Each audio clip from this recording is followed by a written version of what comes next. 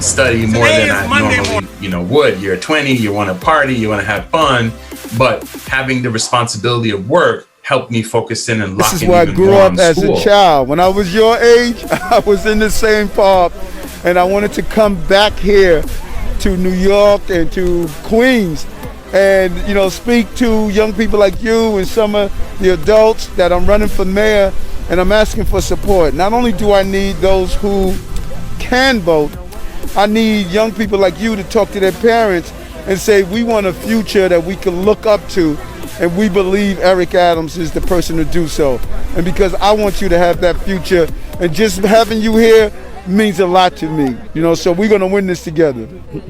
That's amazing, thank you. Thank you.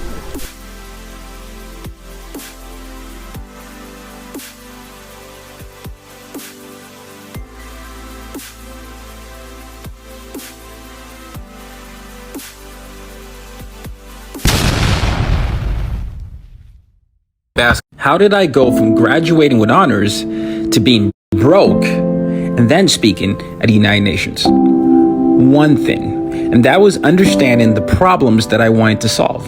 You listening right now, I want you to be able to sit down, pause, and think about the problems that you truly want to solve, and then talk about the ways that you can show up and be that solution. You see, when I was fired for the second time in the city that I love, one thing I realized was that I was chasing an idea of myself that had never been germane or core to who I truly was. If you're watching this and you understand that you are doing something that is a stranger to the deepest and inner part of yourself, I want you to stop and concoct a plan so that you can recreate the life that you're uniquely suited for. And once you do this, you're going to find yourself attracting abundance. You're not going to have a scarcity mindset that believes that the resources in the world are so limited for you to show up in. You're going to believe that you will show up and you will attract the opportunities that are meant for you. And then one day, you'll get your first standing ovation, like I did here. Thank you very much.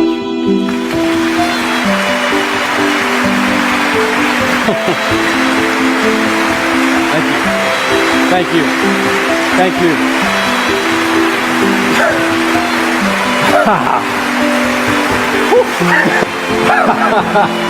Wow. Thank you. Hello, everyone, and welcome to our Conversations with Noah and Matthew podcast. I'm Noah, your host, and today we're going to be interviewing Tayo Rockson. Hi, Tayo Rockson. How are you today? I'm fantastic. It's a pleasure to be on here. Looking forward to sharing whatever I have to share. So to start off, we saw that you do things like writing and speaking. We also know that you're a consultant, podcast host, professor, co-founder, and brand strategist. Can you tell us about the journey that led you to do the many things you do today? Yeah, it was a lot of failures. Growing up, I'm from Nigeria. Growing up as a kid in Nigeria who grew up in 5 countries and 4 continents, I had certain expectations. I'm the oldest of 3 boys, and I was supposed to be either lawyer, doctor, engineer, or failure. And so when I graduated from college, I graduated with honors, but I struggled to find a job. I did, I had over 85 job rejections. They were rejecting me because of my citizenship in some cases, and sometimes they say you didn't have enough experience. And I wound up getting a job that I thought I was going to do marketing in, and then they gave me a sales position. And I remember just having this internal battle within me where I knew I didn't enjoy my job, but I felt like I couldn't leave my job because, well, they had given me a visa and I shouldn't look a gift horse in the mouth. And so I stuck through it. And then, I got into this car accident that nearly took my life in 2012. And then it really stripped my fear of failure. And it started to be replaced with a fear of not achieving my potential. Because whenever you face death or you face your mortality, the one question that comes to mind is usually, have you done everything you said you were going to do? And I hadn't. I was 22 at the time. And it really got me down to reflecting. I started reflecting on the things that I truly enjoy, not what other people expected of me. And I've always been a writer. I still have my notebooks. I've been writing since middle school, but I started writing, a lot in high school. And then I launched my blog as a result of that. I've always been fascinated with social justice, especially since my greatest role model is the late Nelson Mandela. And so I started thinking, okay, so writing, social justice. And so I started sharing a lot of my thoughts that way. And then podcasting was still new around the time. I listened to a lot of podcasts and I thought I could do this. I could bring on people that I admire and I could interview them, and it would be school for me because I wanted to learn a lot, but it could also be school for the audience. And then the podcasting started to happen. And I just started following my curiosities. The audience liked it. And then someone from the audience said, hey, have you thought about speaking to this audience? And I thought, sure, I'll speak. And then once I started speaking, I saw that I had a talent for translating problems. And so as a consultant, your job is to really translate problems, solve them. And so my unique experience of living in 5 countries and 4 continents, I thought of was relevant to diversity, equity, and inclusion because I have that personal experience and I also have the professional experience. And so I intentionally started reaching out to companies, and then that's how each of those careers built in each other. When you say you grew up in 5 continents and 4 countries, does that basically mean you were moving from place to place a lot? Yeah, close though. It's 5 countries, 4 continents. But yes, my dad was a diplomat. So as a diplomat, right, you get posted out of the country a lot. So we moved around often. I also spent the first decade of my life in and out of 3 military regimes and 2 dictatorships. So that informed my social justice bent. But we were always in between cultures. Tell us about your business, UYD Management. So UYD Management is a consultant firm that works with companies and institutions that are interested in stripping down systems of oppression and suppression. I go into these companies with my company to help them communicate effectively across cultures, to help them figure out how to recruit inclusively, to help figure out how to lead inclusively, and to just really bridge down cultural divides. Without any further ado, Mr. Tayo Rockson here is a speaker and consultant and media personality who runs UYD Management, a strategic leadership and consulting firm that helps organizations incorporate sustainable diversity and inclusion practices. He hosts the #1 cross-cultural podcast in the world, and his podcast was recently ranked as #2 business podcast in the world by Entrepreneur and CIO.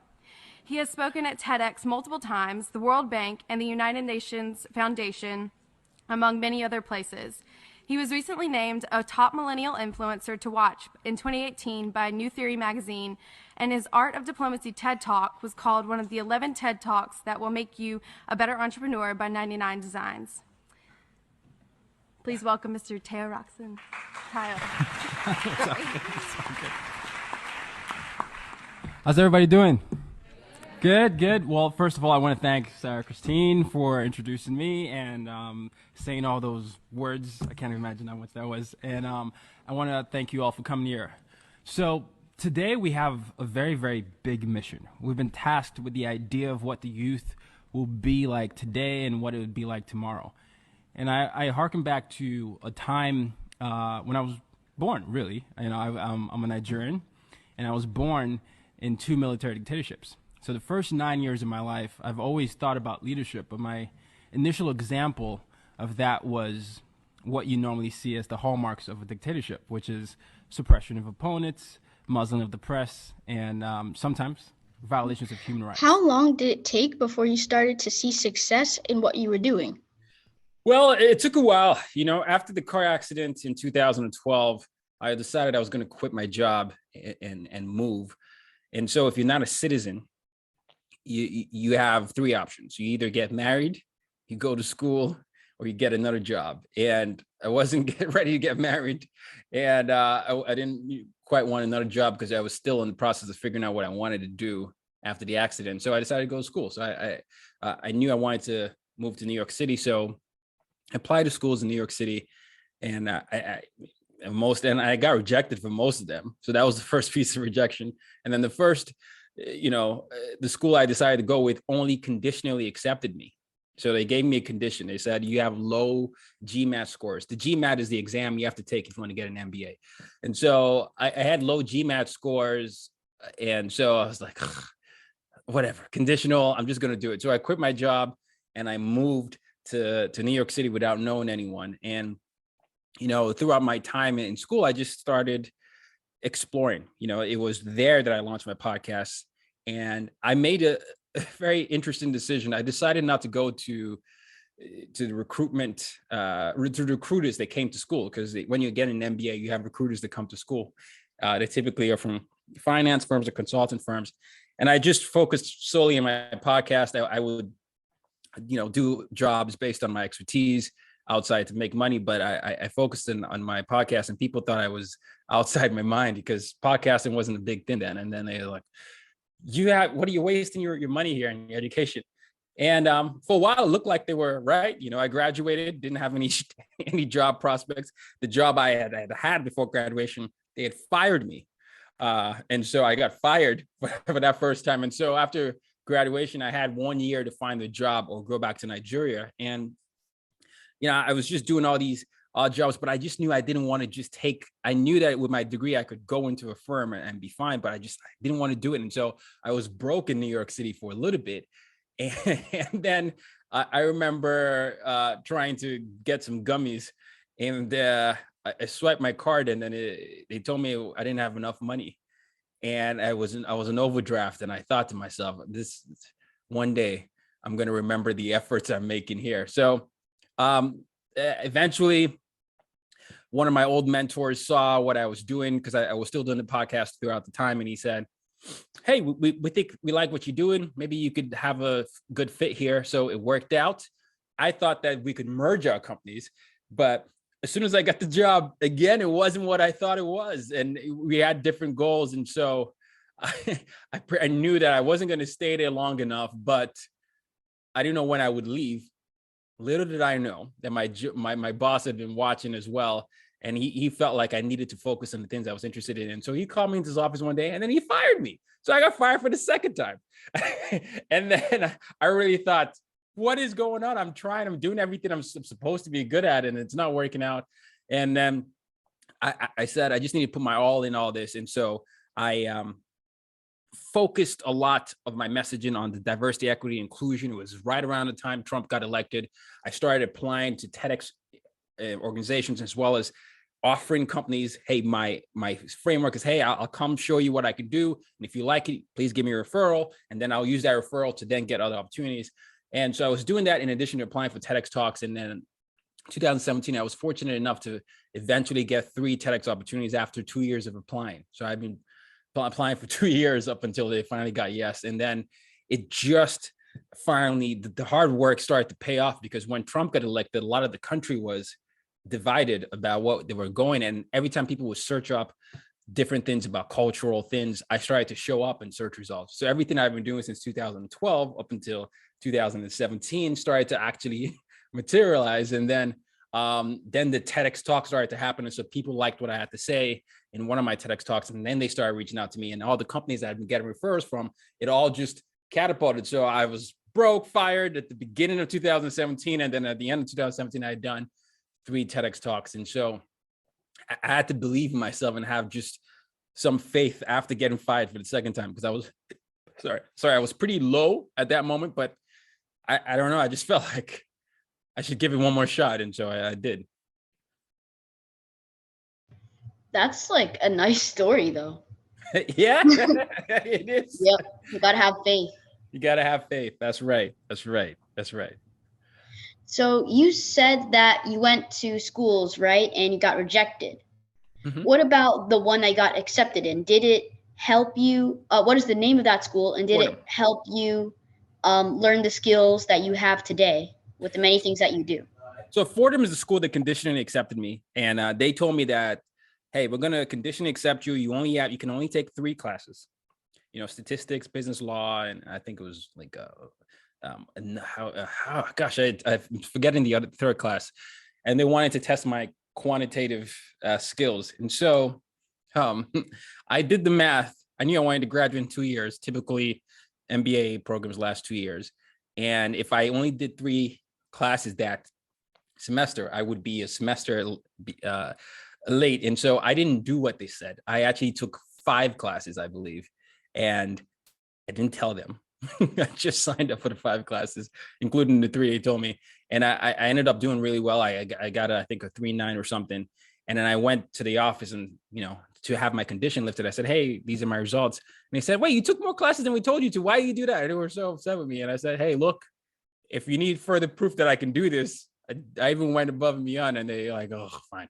So they lifted the condition.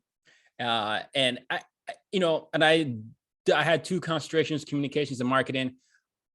I don't know if it necessarily helped, but I think it gave me access to network. Because when I was going on LinkedIn, if they saw an MBA or you're going to school, sometimes maybe people will listen to you, right? But a lot of what I learned about myself and my career, I found from doing things outside of school, podcasting, the failing, the reading, and all that. And so it gave me access into a network and also allowed me to say, you're for them network, but the career path I ended up choosing were things that I was doing outside of school. So it's always a mixed bag for me, but I don't look back on it with regret, because I do think it actually bought me time to really find myself. And I found my business partner in school. So it was great there. So there you go. Many people see your speeches and love them, and you make it look easy. What is the preparation for each speech like? Well, you're very kind. People don't believe it, but I used to be so shy, especially in middle school. I used to stammer a lot because of how shy I was. And for my speeches, the preparation, comes down to a few things. My aim is to provide information and action.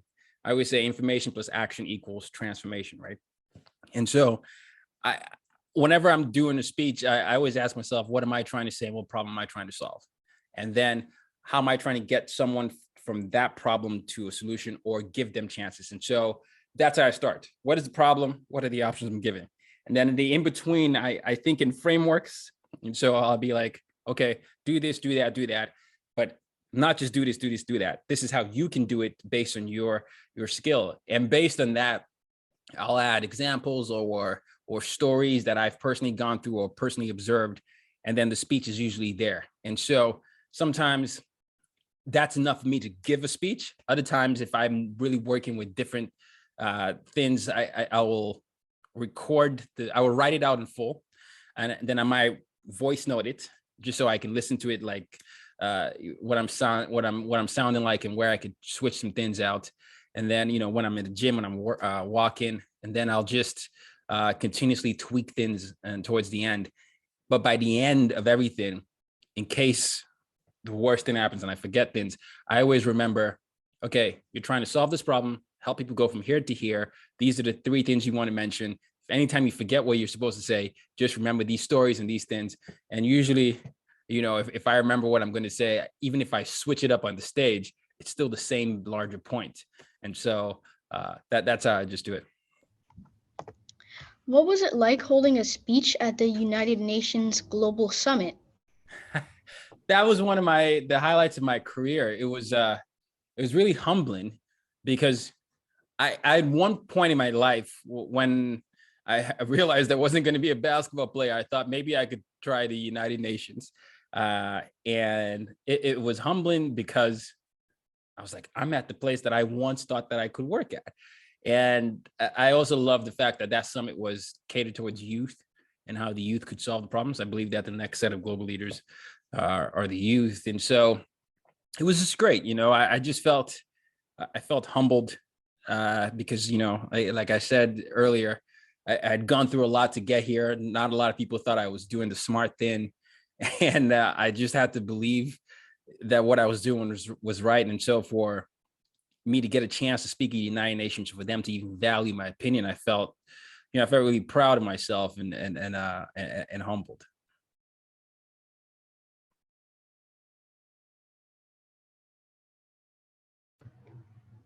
Sorry, a little bit of lag. Okay. What are TED Talks, and what was your experience like when you appeared on TED Talks? So with TED and TEDx, there are these talks where they get people to educate an audience of usually new ideas. They're usually maybe like, they can be anywhere from 3 to 20 minutes, I believe. And they try to bring thought leaders, people they or find interesting to educate people on things from education, social justice, technology, things like that. And, it's usually reserved for those people that have new ideas or ways to work on old ideas. And it's some for people with ideas, it's a good place to go. And for people who want to learn, it's a good place for them to watch stuff. And so it was a strange process. The thing with TEDx is there's no one application process that is the same. Sometimes they'll tell you send a video submission. Sometimes it's all written. Sometimes it's a referral. Sometimes they find you. And so I went through all those processes, and, the 2 years I was trying, I would get no's or no responses. And then, it just happened that 2017, the pitch I gave them, which was on inclusive leadership and bringing people together, just happened to be relevant. And so it worked out, but it is a long application process for some. And then, some people get to decide whether you make the cut or not. Can you tell our viewers about your book, Use Your Difference to Make a Difference? Yes. Use Your Difference to Make a Difference is not only the title of my book, it's my mission statement. I came up with it after the accident. And I believe that the problems we have today in the world all stem from our relationships with things that are different. A lot of us don't know how to relate to that. And so the book basically highlights how to connect effectively across cultures. Anyone who is interested in growing and, whether you're a parent, you're a leader, you're a friend or your brother, if you're interested in really creating inclusive environments and expanding your awareness and knowledge, that's what the book is for. And so I broke it down into 3 steps. It said, educate, don't perpetuate, instead communicate. And the education portion covers how to be aware of yourself and your worldview, and then the environment around you. And the don't perpetuate aspect covers ways you don't continue to perpetuate bad behaviors. And then the communicate aspect is about how to open dialogue with people that don't have the same values as you do. Tell us about your podcast, As Told by Nomads. As Told by Nomads is my baby. I started it. It launched in August 2014, and I bring on change makers from all over the world to share ideas on ways that they're using the difference to make a difference, or ways they feel like they can solve some of the global problems. And sometimes we talk about travel, sometimes we talk about, social justice, sometimes we talk about entrepreneurship, sometimes we talk about business, financial literacy or any of that. And I use it as a way to just bring on people that I feel like are doing interesting things. My whole goal of the podcast is to show that, wherever you are, you can start. You don't have to feel limited. And so I always try to bring on a lot of authors and people or thought leaders who have not only solutions, but they have resources for you to actually follow up on after the episode. Right. Also, I noticed about your podcast when I was on your website earlier. I noticed that your podcast actually ranked the top 5 tier, I believe, of the top 25 business podcasts for entrepreneurs, which is a really major thing. So, what did you feel like when you realized that your podcast was that valued? It was another humbling experience because, I was just sharing earlier, no one thought I should do this, because I a lot of these things were moments of hope. And faith. I just thought I talk a lot. This is a good platform for that. And I'm very curious. This mirrors that. And so when entrepreneur.com picked it up, I thought, well, thank you. And so I felt great. I felt validated as well. And it's great to see these things because it then means more people can find the episode and the podcast itself. So yeah. What is your anti-racism campaign named Let's Talk Bias about? My anti-racism Let's Talk Bias campaign is really about getting people to acknowledge their biases. I launched it after the murder of George Floyd. It was in June. I used the whole month of June with all my platforms. And each day I would come up with a 1-minute prompt for people to reflect on, so that we don't continue to have murders of Black folks and people of color. And, I was angry, I was frustrated, and I was getting a lot of questions in my DMs about, I'm so sorry, I didn't, I can't believe you've been going through this. And I just thought, look, this has been happening for a while. And I thought, since I get all these questions, I'm just going to show up for every day in June with something for you to work on with yourself, your family, your workplace. And that's what it was. It became this, campaign that I use across all my platforms and podcasts that people really resonate with, because, my style is information and action. And so I gave them a lot of information and prompts and action to work on. By the time I was a freshman in college, I had lived in Nigeria, Sweden, Burkina Faso, Vietnam, and the United States. 5 countries, 4 continents. And the reason I lived in all these countries is because my dad was a diplomat. And so as a kid, I would watch as he sought to maintain international relations as it pertained to peace, war, trade, economics, human rights, and the environment. I observed as he sought to establish common ground with his colleagues locally and internationally. I studied him. I even had his morning routine down. Every morning before he went to work, he would sit down on the dining table, flip out the newspaper. Bear in mind, it was the mid-90s, so people still read that.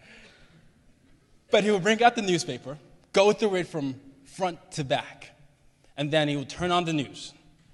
It'll be CNN at first, and then BBC, and then the local news station. Now, as a 7-year-old kid, I didn't quite understand why my dad did all these things. And so I asked him, Dad, why do you do all these things?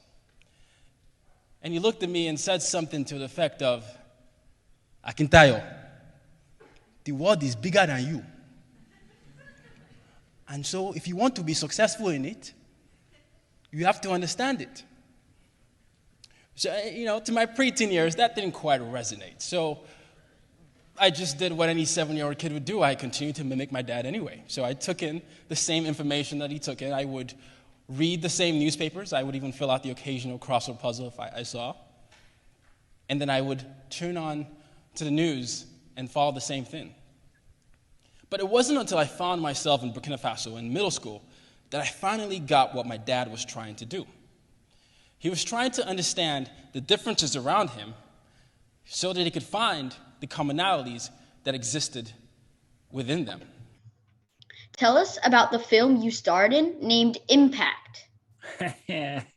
So Impact is someone had listened to my podcast and they recommended that I play a podcaster in this movie where it's highlighting the superhero talent that we all have when we learn how to communicate our skill sets to the world and when we do that. And so they were looking for someone to play a podcaster in this film that covers the lives of 3 people who are, down and out, or they're looking to change their career, and they filmed them for about a year or so where they worked with coaches and transformed their lives. And my job was to interview the people who were leading this. And so I was asking them all the questions about, why did you pick them? And what about them? Does it work? Are you sure? And then, all those things. And so that was my role in that. And it was a fun experience because, it wasn't like it was real. It wasn't a fake experience. It was with real people. And, I'm always all about transformation. And so they needed someone to interview them. And I happily obliged. What's next on the amazing agenda for Tayo Rockson? Well, what is next is continuing to do what I do. I like to focus on 3 industries, workplaces, education, and media. And so in with the workplaces and continue to work with as many organizations that I can to help solve some of these problems in our society. With media, I want to continue to tell different stories that reflect people that look like us. And education system, I want to disrupt that as much as I can with different curriculums, and really showing that education doesn't always have to just be in school; it can be outside of school as well. And then I'm working on my second book, so yeah. Yeah. Well, we can't wait for all the amazing things happening with Tayo Rockson. So thank you everyone for watching today's podcast. And thank you, Tayo, for letting us interview you. You did an amazing job, and we hope everybody has an amazing day. Goodbye. Bye. For growth, all this is going to take patience, perseverance, and curiosity. But the time and effort is well worth it. I think people need to be able to understand that their impact of their actions is much more consequential than just the confines of their room. I think we need to be more invested in the well-being of people as opposed to being seen as well-meaning people. And to conclude, there's a poem I wrote. It's called Both And versus Either Or. And it goes like this. I believe in both and, not either or. I refuse to believe that humanity is this intellectually poor. How do we get here where your fear is being translated as me not having to care and leads to despair?